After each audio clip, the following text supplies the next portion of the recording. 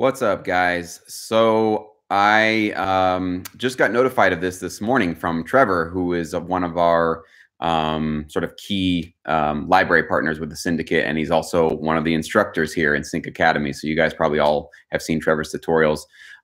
Trevor was really cool to let me know about this morning, that he's been notified that a lot of major music libraries, some of the biggest ones out there, are starting to send out notices to all of their writers and all their producers, and they're saying stop using splice loops. Okay, sometimes they're saying apparently just stop using splice altogether, but more importantly, the loops, right? Melodic loops, chord progression loops, maybe vocal loops, just sort of the sounds that are being found on splice.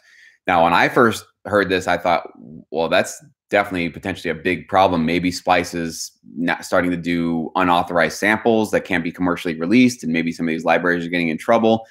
Apparently, that's not the issue. The issue is actually a very similar issue that I ran into when I was offering actually a sound effects pack to my master course and syndicate members a few years back.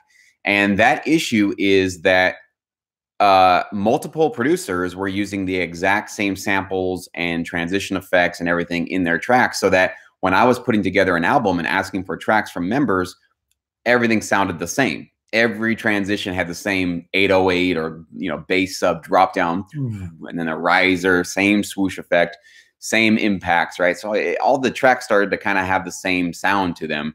It's really hard to differentiate yourself as a music library or as a distributor of music for TV film if every song on your album sounds exactly the same. That's one small problem, actually, just transition effects. And that's why I discontinued that sound effects pack, because I just didn't want to have all of my tracks that we distribute to our libraries all sounding the same, because we're going to start getting rejected. It's just not going to have a nice diverse sound for the albums. What was happening apparently with these libraries is a lot of their composers were going to Splice and using melodic loops or main melodies or top leads or something like that. And so these libraries were getting multiple tracks from different composers, and guess what? They all sounded the same. They were all using the same loops. They're all getting their sounds from the same place. And that basically starts to make all their tracks sound the same. And that's basically a career killer for a music library. They cannot have 4 different EDM tracks that are all using the same really similar melodic lead or a sample, because you start to basically have like cover versions of your own music in your catalog, and it's a really bad thing. Okay, so this is basically going back to, I don't have the link right now with this video, but I will put that link up. This is a concept that I talked about in a couple of my YouTube videos recently, where I really kind of was trying to drive home this point that you should definitely use companies that are allowing you to have access to sounds and that kind of thing. But you should not be relying on leads, main melodic movements, and sort of like the key components of your tracks with loops, no matter where you get them. If you're with Splice, if you go to other platforms, wherever you get your sounds, you should not be in the habit of just finding a loop, dragging it into your DAW, and then creating your track around this melodic loop.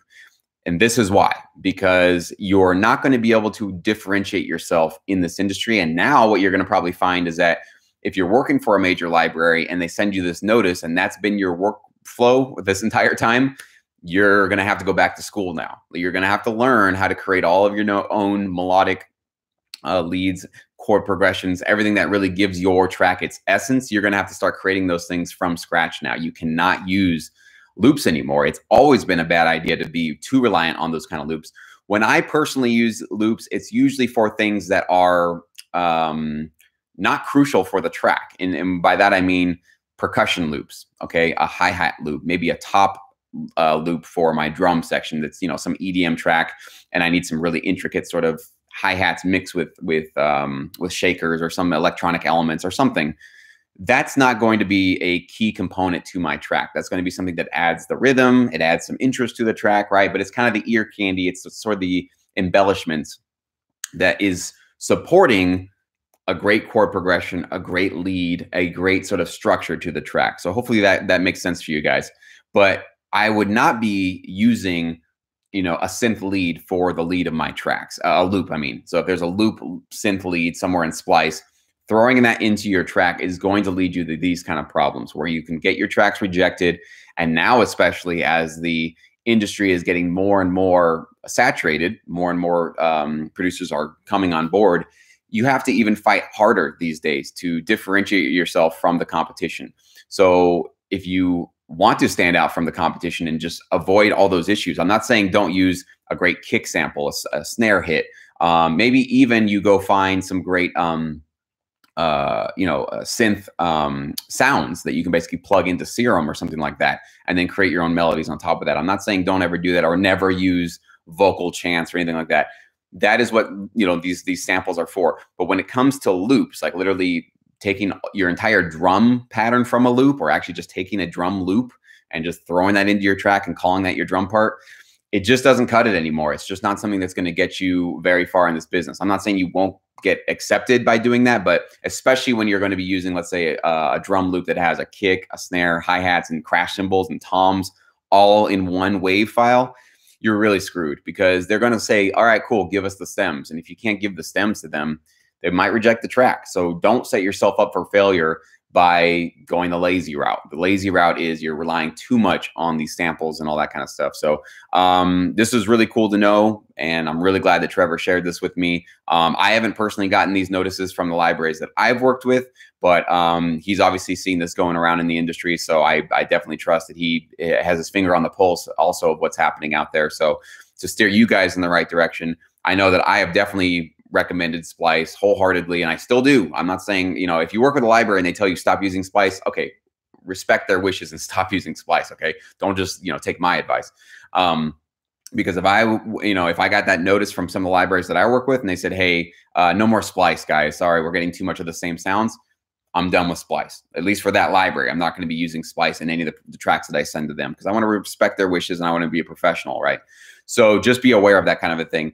But more importantly, it's not about Splice. It's about loops. That's really what this is. And the reason why Splice is relevant to this conversation is because it's pretty much one of the most, popular platforms out there that has the largest selection of loops out there. And so that's obviously where a lot of producers are going to get their tracks. I probably contributed a big part to that. So part of this is actually on me, but that's why I've always been very careful. And that's why I wanted to make this video for you guys, to make sure that you understand the responsibilities that you still have when you go get loops and samples and sounds from these kind of companies. You still have to be a composer. Okay. You're not a loop builder where you just put loops on top of each other. That's not a composer. That's not a producer. You need to do something a little bit more than that in terms of creating your own chord progressions, creating your own melodies. You can use those sounds, you can pull from them. And again, you can use some loops as auxiliary and embellishment features into your track, and especially like transition effects. I don't think they expect you to create your own transition and swoosh effects and all that kind of stuff. I don't create my own. I totally use sound effects that I find through Splice and other platforms. And, I have, Contact 5 sound libraries and all that good stuff. So don't feel like you have to create everything from scratch. Absolutely not. That's not the point of this, but I think you guys get it. Be smart, and start creating your own main elements to your tracks that'll keep you out of trouble for this. So thank you guys so much for watching. I hope you found this useful.